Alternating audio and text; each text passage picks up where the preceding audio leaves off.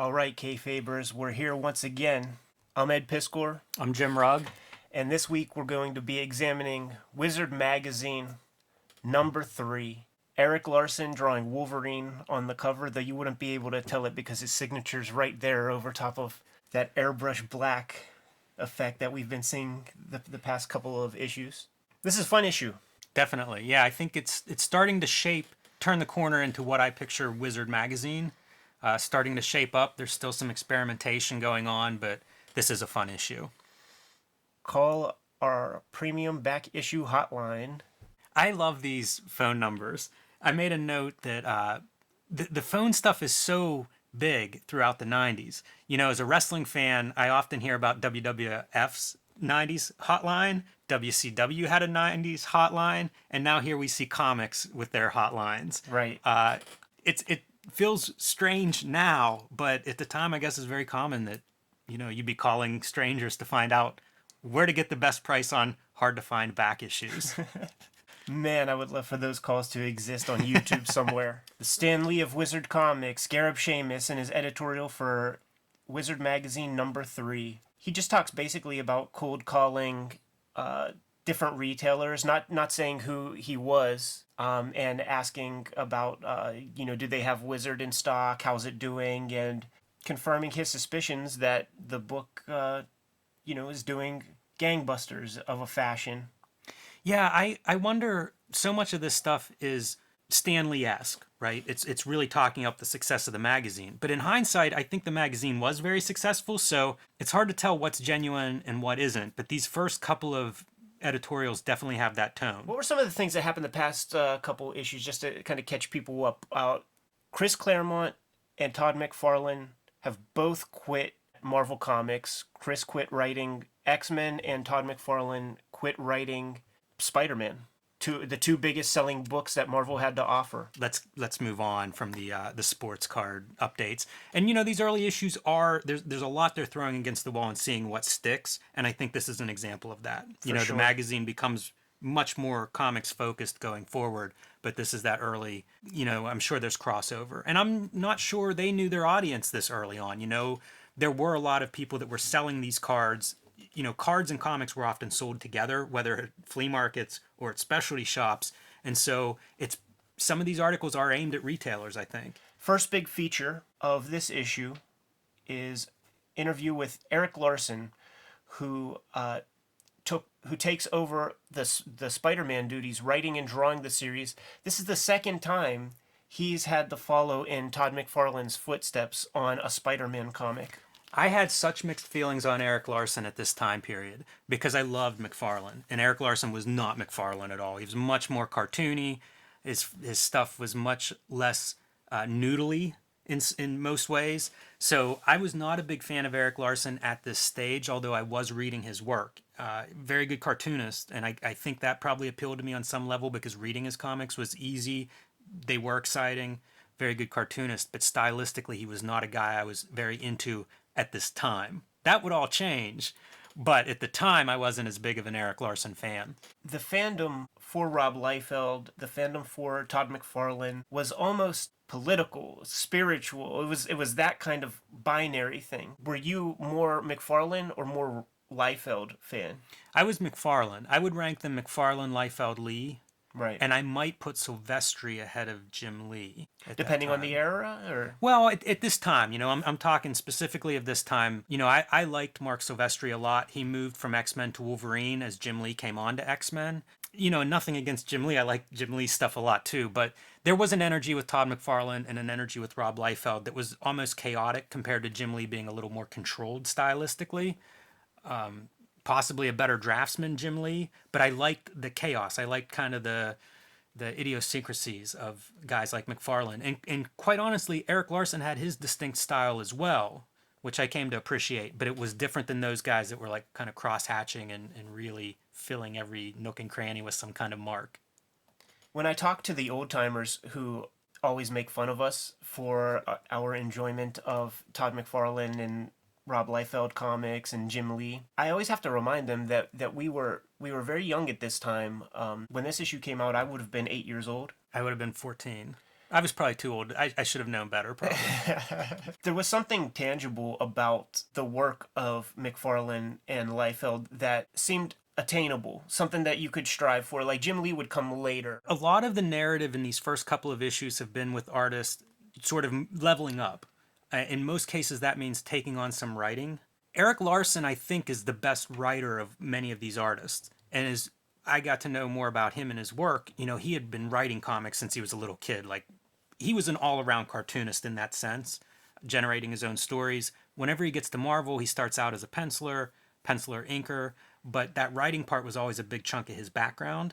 So I think when he starts writing with this Spider-Man series, it's pretty clear that he's a more accomplished or experienced writer than a lot of the artists that make the jump to writing. Now it's hard to not think of him as being a credible writer. As he started to write more, he started to write for other people to draw also. So it's interesting in this interview to hear him starting to talk about that, to talk about taking on writing and ideas that he has.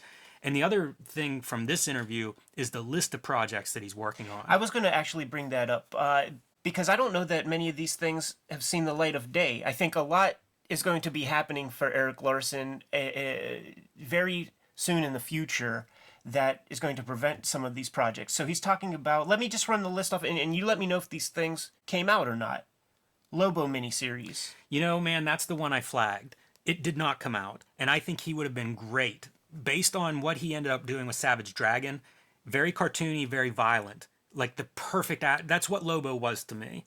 And stylistically, he's different than Bisley, but a lot of different guys have worked on Lobo. I would have loved to have seen a Lobo by Eric Larson. I think he would have been fantastic, and I think he would have brought some different direction to Lobo. He also talks about Legends of the Dark Knight 3-issue piece. I don't think that ever saw the light of day. The interviewer goes on to ask Larson just about his process. How detailed does he have to write a synopsis to get editorial approval?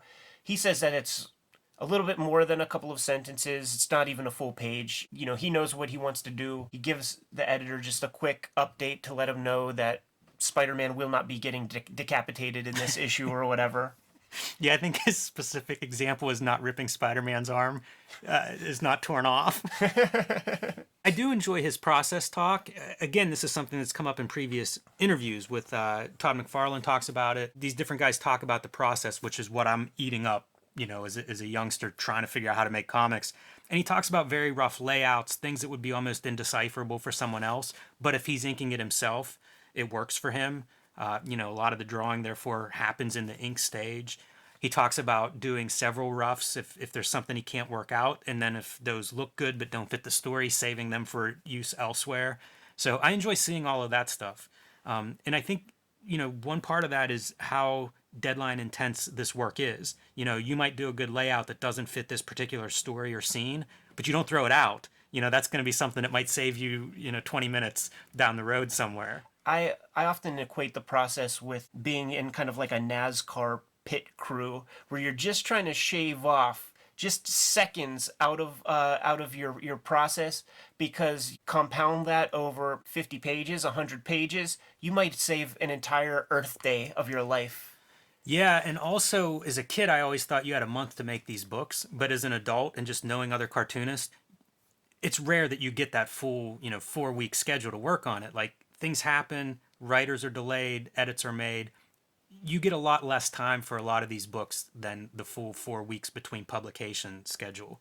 You might get a book and have to turn it around in a week on the art side. So that's something I didn't appreciate as a kid reading this stuff, but now I know that was fairly normal back then. He talks a lot about Nova throughout this interview too, which carries on, going forward. Eventually he would write a Nova series. I think that was a character that he was very fond of. That's something I would typically avoid, is having a color this solid behind black text. As time went on, I really came to appreciate his Spider-Man. He was cartoony. He sort of took McFarlane's twisted up poses and maybe even pushed them a little bit further. I think it's a good rendition of the character. Very dynamic. All right, collecting comics in the 90s. Here we go again. It's our guy Pat McCollum talking about movie adaptations. He's talking about how very often they're not very good whatsoever. They don't put A-listers on movie adaptations. And he makes the argument about how it's a missed opportunity, in his opinion, to recruit new comics fans. You know, if they're coming out of the movie theater and they enjoyed the movie, if you had a good comic to offer them, you could pick up some of those people as comics fans. Opportunity that publishers have never really capitalized on. But that's his argument, to put a good creative team on it and put the books out. He went so far as to even say that it would be a good idea to have maybe a stand or something in the actual theater where these magazines could be picked up, which seems like a pretty sound idea to me. Yeah, I used to go to video stores, and every now and then one of the video stores would have some comic books, like a comic book rack, which I loved it. So I think it's a good fit. You know, I think there's a lot of crossover. But here are a few comic book movie adaptations that I think stand out. So this is Blade Runner, cover Jim Steranko, you know, classic Marvel artist, designer. And the interior is drawn by Al Williamson. So a guy that goes all the way back to EC Comics days. Pretty good matchup, I think, for sci-fi noir with Al Williamson. Looks great. High level of craft. Very high level, yes. And Al Williamson also did a lot of Star Wars, including adaptations of the first trilogy. I see that you have a stack over there of movie adaptations. So this one I actually picked up at a video store at my local. This one gets that on the cam. This is a fantastic, one of my favorites. I went into my video store, which I went into almost every day, and this was sitting in their little glass case by the checkout, and I was in love because I used to go in there and be like scoring movie posters and just reading the backs of every movie that was in there, and it was like my babysitter. So when I saw a comic book, and especially a Van Damme Canon Films Cyborg comic, I was hooked. This is a promotional item that Canon Films made. Unfortunately, it's the only comic book they produced. Man, they would have been a good comic book publisher. Did you see the Canon Films documentary? Yes. Love it. That was right in my wheelhouse. My video store didn't know what to charge me for this, so they ended up charging me $0.25. Quarter well spent. Very well spent. I love the coloring, too. It's Especially, very strange. I'm glad you said that when we got to this panel right there. Then, you have more? I have a couple more. So this is one that maybe lands outside of what you would expect for movie adaptation, but this is the storyboards from Akira, drawn by Otomo. Maybe stretching what constitutes a comic adaptation of a movie, but this is kind of phenomenal. This is my favorite version of Akira. Like you said, it's Katsuhiro Otomo doing the complete thing. For those of you at home, very often there's a staff of people working on a comic, even though one name gets the ultimate credit. But these storyboards are Otomo making nothing but storytelling decisions.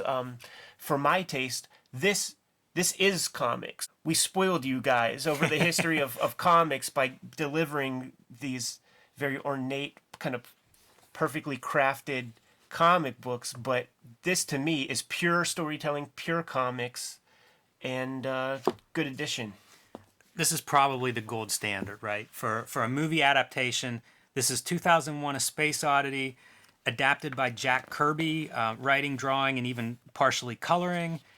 It's oversized, Marvel Treasury edition. It's just about a flawless comic and a movie adaptation. This is the Marvel Treasury edition to have. If you have any in your collection, you want this one. Close second being Captain America Bicentennial Battles. This is something that would be a movie adaptation, maybe in reverse. So this is Alien Encounters #6, and the adaptation is the short story that They Live is based on. Really? So this is very influential for John Carpenter, who's a known comics fan. It's just a short, I think it's a 6-page story. It follows the same storyline. It's based on the same short story that They Live is based on. So this is what the guy sees? That is what he sees. The alien designs are definitely different in the movie. But Bill Ray is the cartoonist here. Very nice panel layouts. Again, some of this reference that you would see in something like Blade Runner of a sci-fi noir detective story. So I guess I agree with Pat McCallum. Dig. Make good movie adaptations. Why not? Here we are. The Simon Bisley or Bisley interview. One interesting thing is that this was kind of this is like a licensed interview from probably a British magazine, I guess, called Blast. I did not know that. Yeah, they'll call it out in the end. My first exposure to Biz was Lobo. I'm sure that's true of a lot of American readers. I was buying comics off the newsstand. Lobo #1 was marked down to 99 cents. That was the price, but it was like a big blurb that said 99 cents. The rest of the miniseries was, I don't know, $1.25 probably, not much more. But hey, I was on a budget. I was probably 12 or 13. And what I found in that comic blew my mind because Bisley's a British artist. He's coming from 2000 AD, land of Judge Dredd. It's a very different style. It was much more aggressive. It looked like a heavy metal album cover. And Bisley, that style fit Lobo so well because Lobo was kind of like Wolverine on LSD or something, or on PCP or something. Wolverine in space, just kicking ass.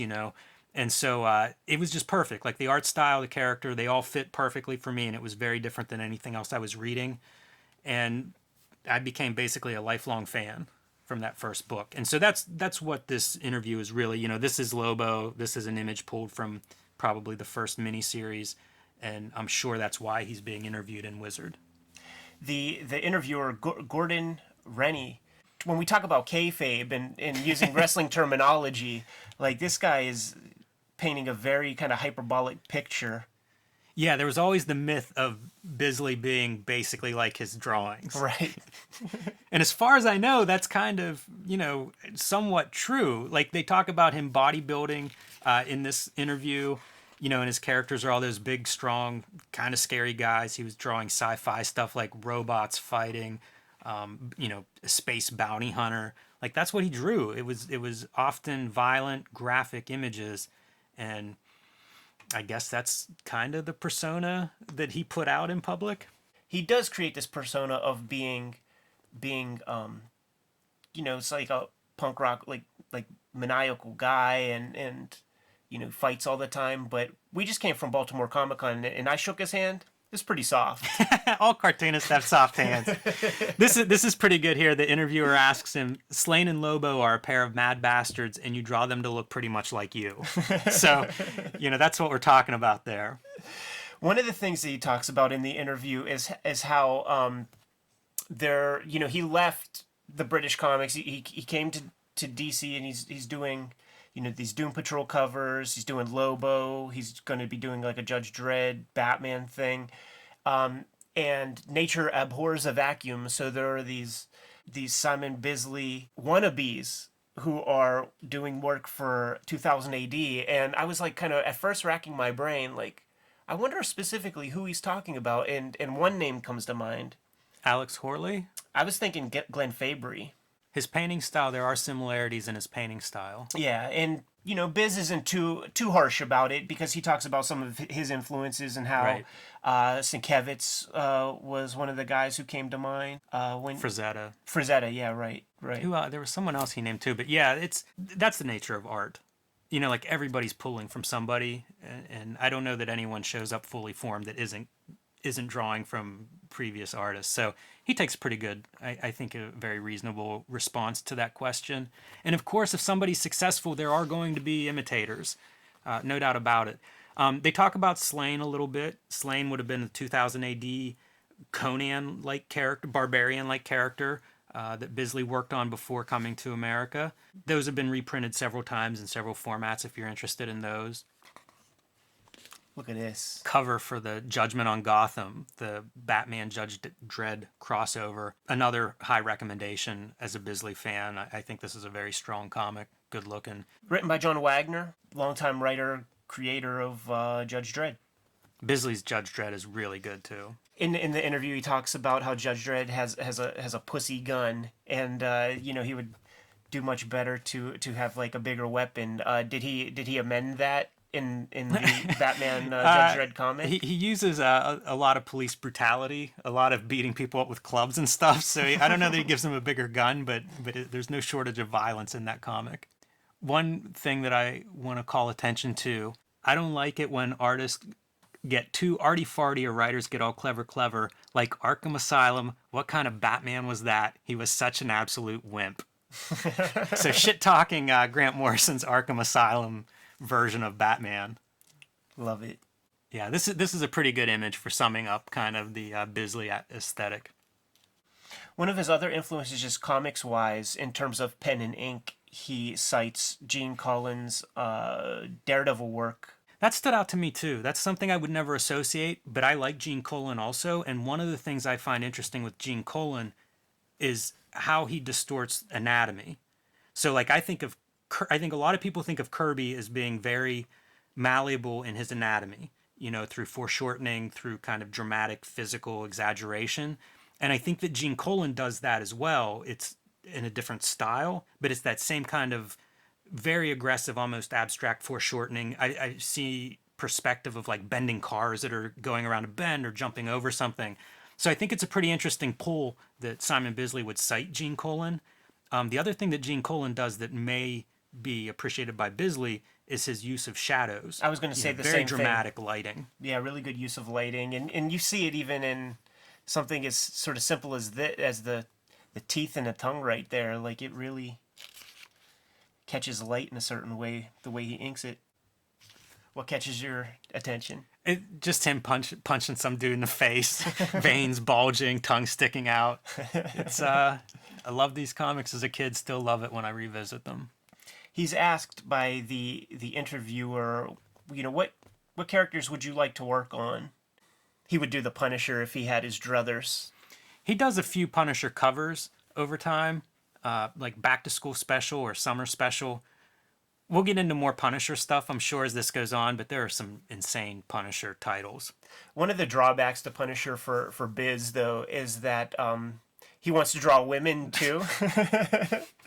And he says, I think Punisher prefers his gun. I wonder what kind of batteries it takes. The other artist that didn't immediately come to mind when we were talking about Bisley painting influences, it's Richard Corbin. Oh, sure, yeah, that makes total sense, of course. This next feature really fits in with comic collecting, the speculator boom. This is an odd one. Alternative collections. For people who are naturally interested in comics, this article is meaningless. Like, you don't need somebody to tell you different ways to collect comics. So this is pretty much geared to almost like hunters or speculators or people who are just, I guess, maybe getting into the hobby to try to maybe develop some taste. But it gets pretty odd, as you will find out. Yeah, content-oriented collections is one of their suggestions, such as comics that deal with presidents. Right. And the obvious, in his words, the obvious example of presidential comics, like Reagan's Raiders. So I don't know how obvious this is. I don't know if all of our viewers have their set of Reagan Raiders handy, but this is Ronald Reagan and his cabinet of buddies, basically, setting the world straight, getting their hands dirty to make the world a safer place. I wonder if that comic Prez would fit into this collection neatly. That one seems more obvious to me than Reagan's Raiders. But... well, Prez is fictional, man. Superman versus Muhammad Ali has Jimmy Carter on the cover. Yeah, no presidential comics collection is complete without Superman versus Muhammad Ali. And what if your collection is based on opioid addictions? Alcoholism. Yeah, this is that's another interesting choice for content collection. What he's talking about, what the writer's talking about in this like lower third section of the article is talking about how it's cheaper to build a collection around a writer than it is an artist, and he's highlighting several Dennis O'Neil comic books. Foreign language collections come up, which is like, how in the 1991 would you even find this stuff unless you're going to Belize? I do like Project X, Projekt, is pretty good, a Danish X-Men comic. I actually have some of those. Here, this will be very Tarantino-esque. Do you know what Weapon X is called in Brazil? No, I don't. Arma X. And it's not because of the metric system. Date collections, which is something that I actually know a few people who do this thing. Shelton Drum, the proprietor of Heroes Aren't Hard to Find comic shop in Charlotte, North Carolina. He has been on a quest for the past couple of years to try and grab every comic that came out the month of his birth. They also mention collecting a certain issue number. I ran across a guy who collected all of the Hulk. I can't remember the number, but it'd be like the Hulk 172. Of just one issue. One issue, and he had a long box full of them. And when he was explaining it to me, he talked about how he would go to conventions, East Coast conventions, and you could not find this Hulk issue. He had basically bought all of them. Like De Beers Diamonds, he cornered the market. Yes. That's wild. That's definitely a departure from what they're suggesting here, which is just go buy issue number 137 of every comic series that has an issue 137. This is a hokey piece of shit, man. It's a crazy article. It's surprising this article saw print. I don't think once they start getting feedback after issue 3 that you get to run an article quite like this one. Wizard Comic Watch. The conceit of this feature is to highlight comics that aren't so expensive in the back issue bins right now, that have more contemporary relevance, and they expect these comics to become worth a little bit more as time goes on. So one of the issues that they're talking about, Uncanny X-Men number 193. It's the first appearance of John Proudstar, who goes on to become Warpath in X-Force. And I knew I was wrong when I said John Proudstar. It's James Proudstar. John Proudstar is Thunderbird. This Spider-Man and His Amazing Friends comic, which would be the first comic book appearance of the character Firestar. This issue of Batman number 436, first appearance of Tim Drake, who will go on to become the third Robin after Jason Todd. It really starts to get creepy. When Bruce Wayne is like this serial... I have to have a little boy name that I'm going to name Robin. Yeah, a little brunette living in the house. Yeah, who cares if the last one was beaten to death by the Joker? Yeah, it doesn't quite hold together. This is a fun note. So the note on this one is, this is the costume Robin will be wearing in the new Batman movie due out in the summer of 1992. So it's the ties to the movies. Wizard loves it. I think comic book fans love it. Obviously, it's huge business today. But that they constantly are referencing any kind of movie, any movie tidbit they can get their hands on. And that first Batman movie did seem to spike, back issue prices, possibly an early beginning of the speculator boom in terms of some of these comics and their value shooting up. Did you ever have the bat signal shaved into your head? No, I did not. Me neither. But I went to school with dozens of boys.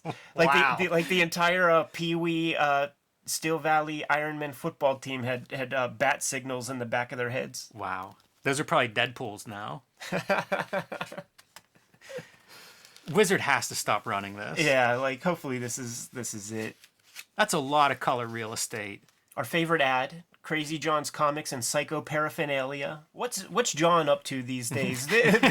What's Crazy John doing? This store was in a place called Pleasanton, California. And if you know about this shop, let us know in the comments below, because we have so many unanswered questions about that place. The meat of Wizard, the price guide, have a couple new photos from different cartoonists, and Clive Barker, who had his own line at Marvel at the time. Razor line. They weren't very good. I ended up finding them at a store in a deep discount bin is why I bought them all. That and the collector, the completist gene. I would have been much better buying one of each one. But they had the embossed covers and the foil enhanced covers, and I think there were about 4 of them, 4 titles. Probably some special issues, but nothing noteworthy. Wizard Market Watch. New feature here. We get to see the breakdown of what piece of the pie each of these big publishing companies owns. Using Capital City Distribution as the model for these two over here. Yeah, whenever we get to Diamond, it gets a little bit more interesting. They're not dealing with 100%. They're dealing with 116%. Oh, really? I think they try harder. You did the math. Yeah, things don't quite add up there. But this is a very strange feature. Like I was reading or rereading this and thinking about, why do you even have this? Like as a reader, it's kind of a bizarre. This goes back to that idea of who's this magazine for. I think They're telling you how there's been a decline in the value of Grant Morrison's Doom Patrol, and how Infinity Gauntlet is holding steady. You could see in like August of 1991, Marvel's doing kind of everything right. yeah, they're really killing them.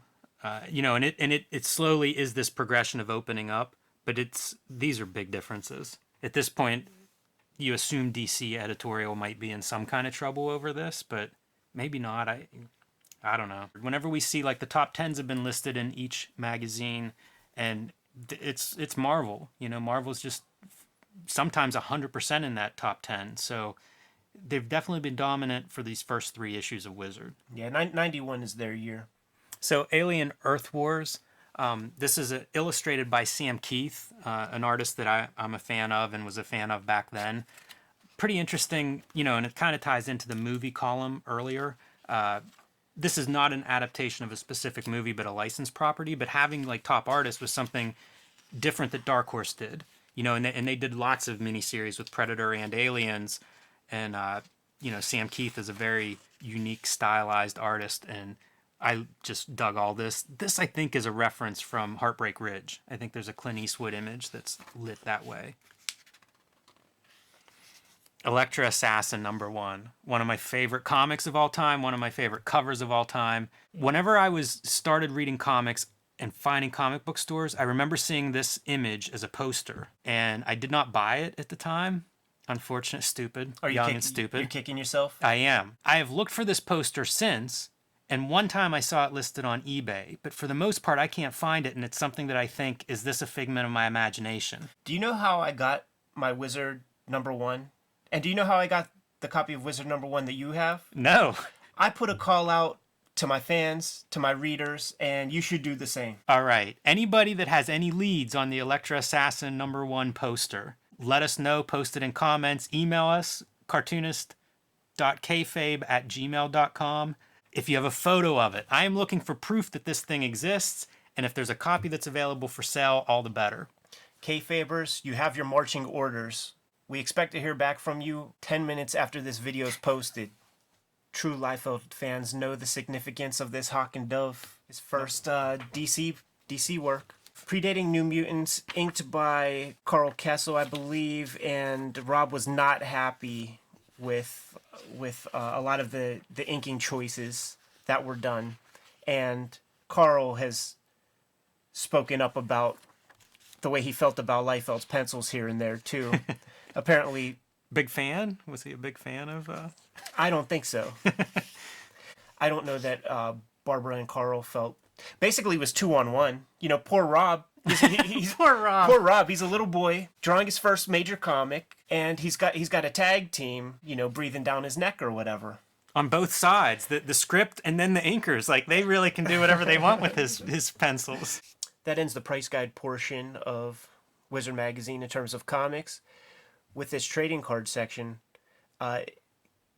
weird feature. It's like a checklist of these different comic book related sets, and you could see that we're getting more specific. Like there's no more, it's not just about Marvel or DC. It's like there's a set of X-Force cards out there. There's a set of Todd McFarlane. Set #2. Yeah, I saw the set #2 part. Todd McFarlane. Also, there's one card that says no anchovies. Wonder what that card is. I bet it's pizza related. But it's like almost like, why even bother having this? Because I think the most valuable card is like worth 60 cents.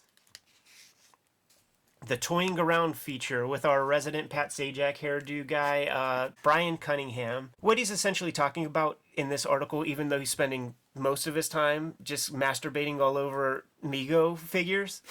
Not literally, but, you know, he's just talking about how much he loves those toys.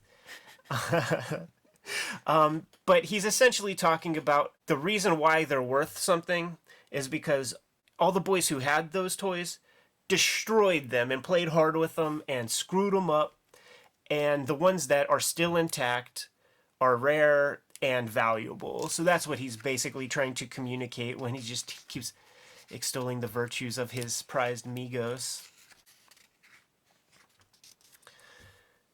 Number one releases for the month. Bill and Ted's Excellent Adventure #1 by our pal Evan Dorkin of Milk and Cheese fame.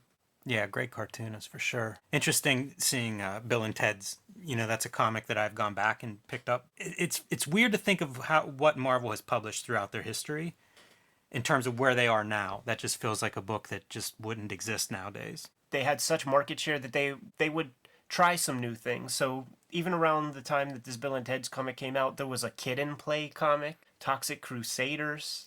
That's true. Talking about like movie adaptations that could be done better or done with good cartoonists, Bill and Ted's is a great example of that. It's a movie that was given to a very good cartoonist, a very creative cartoonist, and the results are that book continues to be reprinted to this day.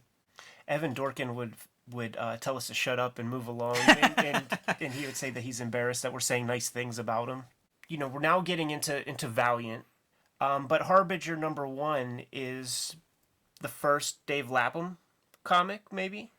He may have done some random Valiants before that, but that's probably the one I think people point at. So Dave Lapham of Stray Bullets fame. Big fan of Harbinger and his work on it. It was... we've talked in the past about books like New Warriors as being a book for a young reader because it was new and starting, from the beginning. Harbinger has that quality. It reminds me a little bit of X-Men in that it's a group of young people that are on the run. Lapham has a very natural art style where the characters look like young people and like people as opposed to X-Men, in their costumes and musculature and look like action figures. Harbinger felt much more like a bunch of kids that were just out on their own, trying to survive, trying to figure out what the heck these powers were. I enjoyed that first run of Harbinger. I did as well. Written by Jim Shooter, I believe, right? Yes. One thing here that I would call attention to is independent comics scheduled to release in October.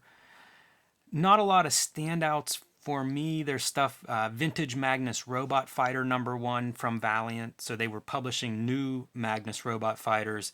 This series reprinted the original run by Russ Manning, a celebrated artist. Violent Cases, American edition, which would have been Dave McKean and Neil Gaiman. The indie stuff is what I really start to get into probably a couple years after this Wizard, but the stuff that I continue to be interested in now. So it's interesting to see this list and to see what was coming out in '91 that would have counted as indie comics. Love and Rockets #37. That's a good a timestamp there. Let you know what's happening at this time period. The Game Pro feature, talking about comic book video games. They'll continuously be talking about video games throughout the tenure of the series, but it's not something we're going to lean too heavy on. Top 10 books for this month. The only new addition at this point would be Infinity Gauntlet #1. When this came out, did you give it a chance? No. I actually didn't either. I'm not so sure. It must have hit the newsstand, even though it's a limited series. Like, I really think I saw that before. At this point in time, I didn't know what a comic shop was. Yeah, I would have been buying some comics at a flea market where it was like kind of a poor man's comic shop. So the book does not look unfamiliar to me. I was not a big Silver Surfer guy. I actually bought this one off the newsstand. Read it, was not something that really grabbed my attention. So something like Infinity Gauntlet, it was just not a book that I was that into. And so it wasn't something I was that close to. But it's interesting to see it here now, thinking about what has happened with the Marvel cinematic universe. It's definitely had a revitalization in terms of its popularity. For the second week in a row, X-Men #1 is leading the charge. Top 100 books for the month. Let's see how many Marvels are at the top before we get to a DC. We'll play that game. It looks like the first 11 books are Marvel books, and number 12 is Armageddon: The Alien Factor, DC comic. But let's see. Actually, this would be good for foreshadowing the future. Book 1, X-Men 2, Jim Lee Claremont. Book 2, X-Force 4, Liefeld. Book 3, Spider-Man 16, McFarlane's last issue. Uncanny X-Men 282 is book 4, Whilce Portacio. X-Factor 72, Larry Stroman.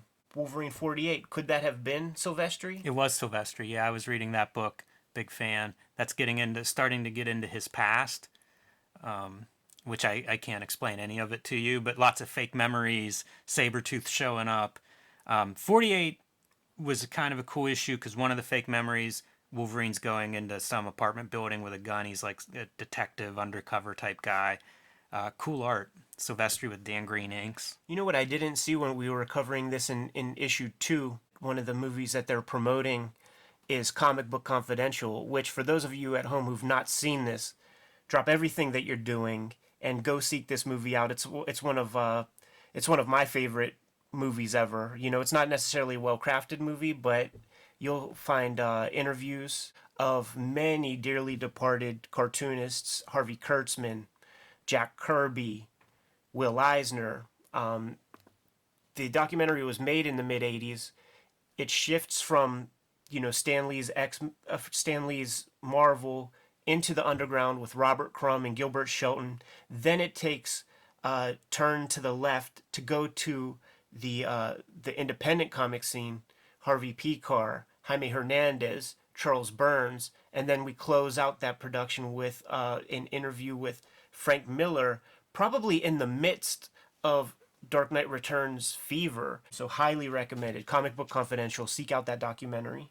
I think that was a hugely influential video for a lot of cartoonists. I feel like that's a video, whenever it's mentioned, you'll hear cartoonists talking about it. I think a lot of cartoonists of our generation found that one way or the other, and it was like eye-opening. Incredibly important for me in terms of just discovering a wider world of comic book landscape. The documentary was on regular television. It was on A&E when I was like 8 or 9, flicking through the stations, and I stopped dead in my tracks seeing Spider-Man on the screen. It goes from Stan Lee talking about Spider-Man directly into Robert Crumb. Just jarring, like whiplash inducing. Picks from the Wizard's hat. This Sandman special #1 jumps out at me because I've read the complete series, but I have to go back and see if I read this comic. This might be a diamond in the rough for me.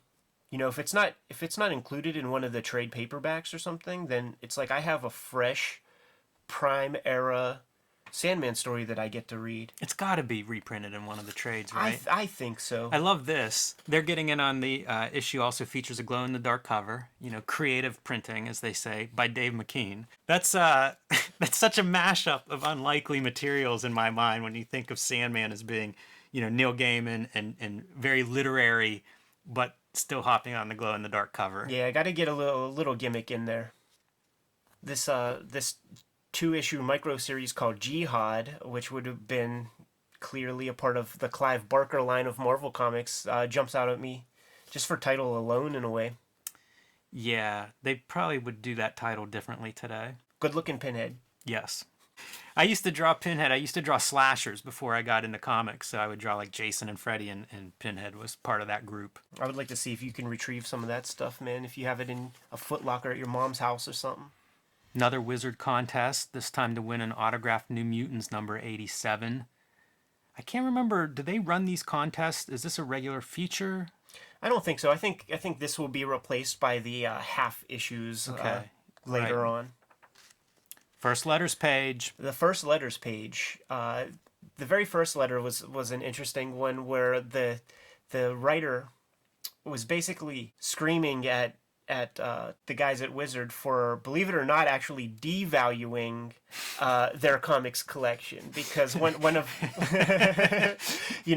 they've been going by like a particular price guide for so long, and then Wizard magazine comes out of nowhere, and the pricing structure for Wizard is far divorced from whatever CVM price guide is. I don't know what that is. It's not Overstreet. Is it Comics Value Monthly? Must be. A difference of between 30 to 40% at times for certain comics, which is just making this letter writer's head spin. A lot of price talk in this first letters column. This is a letter that asks about what's the most valuable comic. Action Comics #1 and Detective Comics 27 are listed. Which at the time, the Overstreet price guide listed Action Comics #1 is $55 grand. And Detective Comics number 27, first appearance of Batman, $56,000. Be a good investment. I don't know what those books are worth now, but I'm sure we can find out. And it's probably flashing on the screen even as we speak. Probably at least put a number 1 in front of each of those, I would bet. Yeah, maybe another 0 somewhere. More hot price guide talk. I think the guide is not completely accurate. some suggestions that maybe a survey form where readers could post what they think these books are worth. Who would compile that information? Gareb talks in this portion about how they arrive at the prices. Got in touch with retailers kind of around the world, it says. Around the world. To kind of come up with a consensus. Do you believe it? Yeah, I think around the world might be a stretch. Do you believe it also, like knowing that Gareb's family owned a shop? Yeah, I suspect that it didn't reach too far around the world. The noteworthy part of this letters column, besides that it's starting a letters column, which will be entertaining over subsequent issues, is envelope art. This is a feature that I loved in Wizard, and so this is our first appearance of it, but it's fan art. You know, there's a couple different ways this will show up in future issues of Wizard, but it was a feature I loved and was real inspiring to me. One of the other fun things with reinvestigating all of this fan art through subsequent issues that we give commentary on, future professionals show up in some of these fan award columns. So that's going to be fun to point out. It's academic. So last issue, there was an article highlighting this book by Randall W. Scott called Comics Librarianship. Very intriguing book. I didn't know about it. In this feature, they're promising an interview with Randall W. Scott that doesn't have one quote from the guy who's being interviewed. It's this guy, Henry Kalanick, just talking about the book. It's basically expanding a little bit on what they were talking about last issue. This is a piece of shit.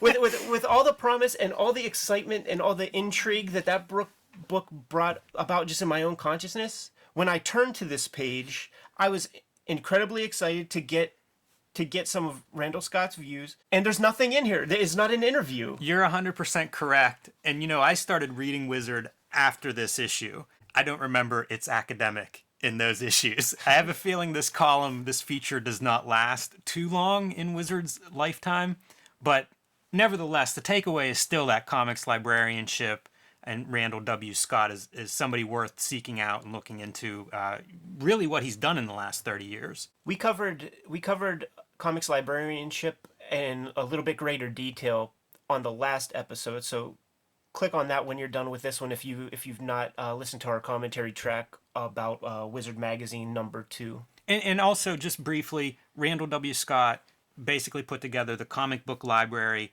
at Michigan State University, which is it's a legendary, maybe the biggest comic books library in the world. So that's a little bit about who he is, and like Ed said, you can hear more in the previous episode. Groundbreaking guy. Maybe we build this channel up further, and it'll give us the cachet to actually really do an interview with Mr. Randall W. Scott. Yes, follow up on Wizard's promise here. Shitty fucking article. What are the 4 scariest words a comic fan can hear associated with his favorite character? A bold new direction. Continuing the shitty article thread. Yeah, the more honest version of this article is really it's a Challengers of the Unknown review, right? It basically focuses on Challengers of the Unknown by Jeff Loeb and Tim Sale, a creative team that has gone on to do quite a lot of celebrated comics. I'm going to be honest with you, dude.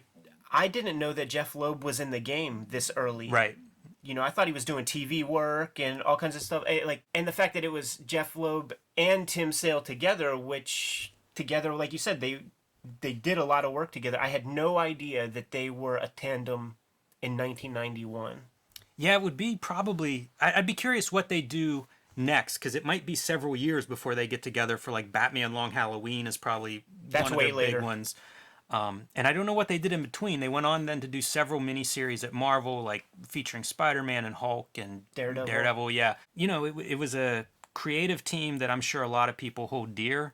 But this article doesn't really offer too much of anything. The early part of the article, it's basically talking about how since Alan Moore kind of reinvented and added new life to Swamp Thing, how there has been a rush to change and kind of update all of the DC superheroes to more modern times, and how, you know, John Byrne did his thing, Frank Miller did his thing with Batman, John Byrne did his thing with Superman. The article closes off with the Wizard guys hearing through the grapevine that DC's considering doing an updated version of Shazam, Captain Marvel, whatever you want to call him. And the article does close out pretty strong. The guy says, that was done in the past. It's a comic called Miracle Man by Alan Moore. Leave Captain Marvel alone. Yeah. And it makes me think about this interview that I listened to with Dave Gibbons, where he was talking about post Watchmen, if DC would have made good on all of their promises that Alan Moore thought he was being given, the next comic that they wanted to do together was Captain Marvel, Shazam, and they would have gone the opposite direction of like a grim and gritty. It would have been magical. It would have been like a fairy tale. It would have been jovial and poppy in its color. You know, just a direct opposite of where they took Watchmen. I'd never heard that before. I thought you were going to say Twilight of the Gods. I don't know what Twilight of the Gods is. I have a script for that. It was an Alan Moore, or an outline or a Bible. It was an Alan Moore series that would have been set in the future where, like, Batman, Superman, Wonder Woman, maybe Captain Marvel, they had all basically had, like, kingdoms. They had kind of taken over the world, and there were alliances and going to war, so it was kind of a... I don't want to say Dark Knight, you know, but it was, in a way, like a mythological approach to the DC characters pantheon. So Chris Claremont is out on the adjectiveless X-Men. John Byrne is in as scriptwriter. Jim Lee's still doing the plots and all that kind of thing.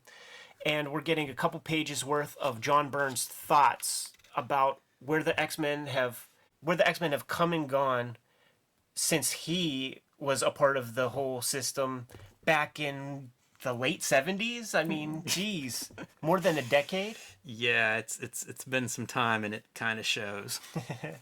He's a funny guy because the first 2 issues of X-Men Grand Design, it's like I had to wade through the Werner Roth era to get to the good stuff, which would be, you know, John Byrne and Dave Cockrum. But John Byrne is like a fan of that crap.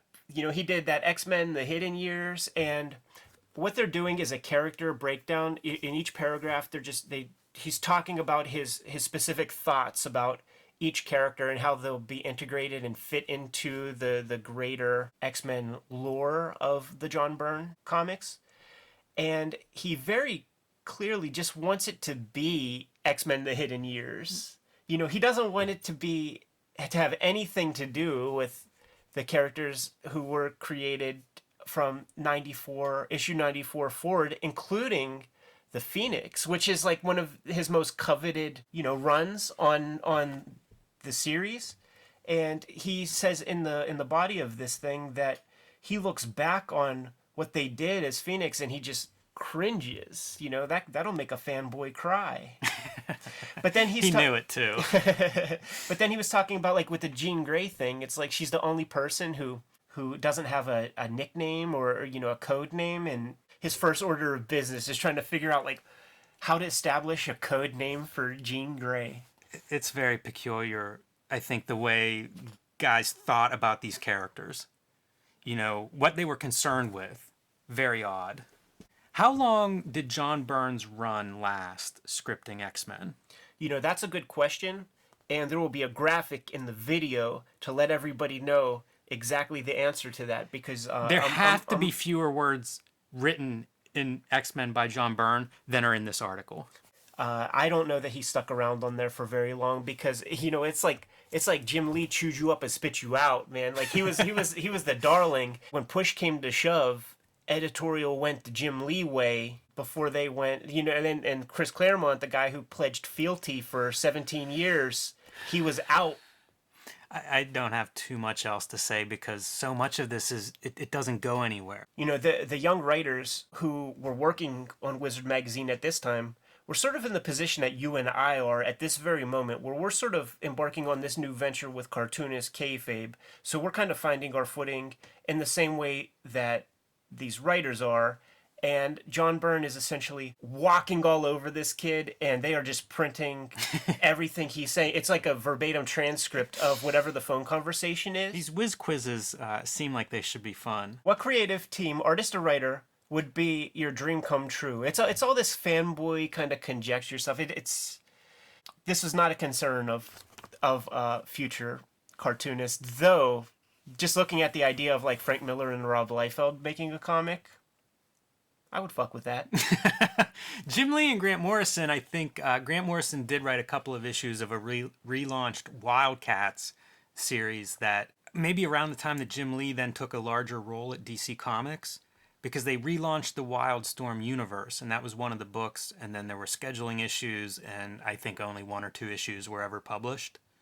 But there's a short team up of those two. Frank Miller did a cover of Prophet, an issue of Prophet.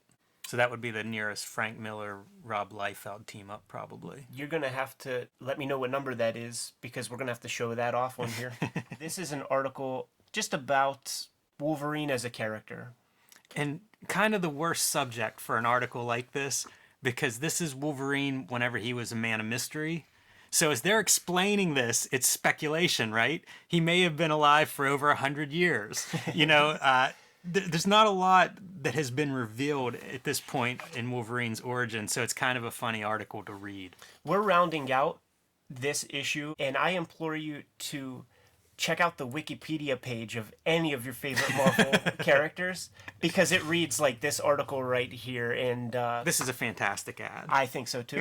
First off, it's an Australian store. Yes. I don't know how somebody put a lot of effort into making that Ghost Rider. Yeah. Well done. Photoshop 1.0, I'm sure. I don't know how this would have been made. You think they put a skull on fire? No, I think they may have cut out a skull and put it on top of some flames. Right.